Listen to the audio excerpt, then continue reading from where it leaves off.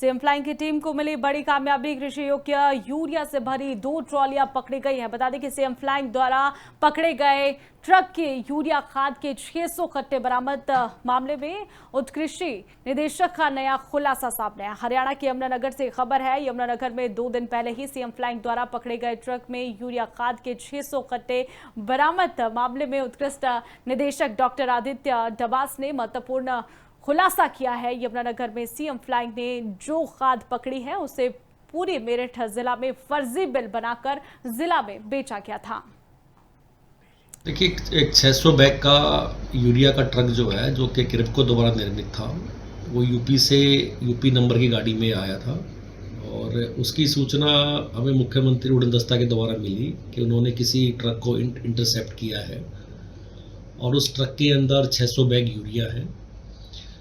मौके पर हमारे अधिकारी गए और उसमें पाया कि सबसे पहली बात तो ये है कि जो क्रिप्को का यूरिया है वो सिर्फ कोऑपरेटिव सोसाइटी के माध्यम से ही बेचा जा सकता है, किसी प्राइवेट को दिया सकता। तो फर्स्ट प्राइमरी फेसिया तो यहाँ यही पकड़ में आ गई कि बात कि ये ट्रक गलत तरीके से गलत बिलों के आधार पर हरियाणा में एंट्री हुआ है, क्योंकि इफको और के क्रिप्को दोनों ऐसी कंपनियां हैं जिनका जो डोमेस्टिक होता है, क्योंकि क्रिप्को का जो डोमेस्टिक ये मैन्युफैक्चरिंग है वो सिर्फ सहकारी सीमित।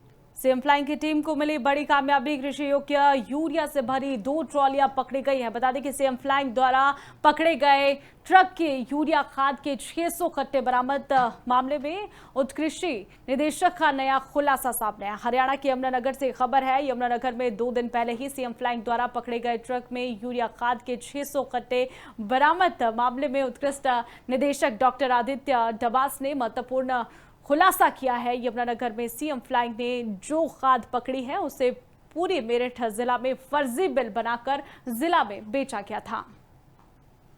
देखिए, एक 600 बैग का यूरिया का ट्रक जो है, जो कि क्रिप्को द्वारा निर्मित था, वो यूपी नंबर की गाड़ी में आया था और उसकी सूचना हमें मुख्यमंत्री उड़न दस्ता के द्वारा मिली कि उन्होंने किसी ट्रक को इंटरसेप्ट किया है और उस ट्रक के अंदर 600 बैग यूरिया है।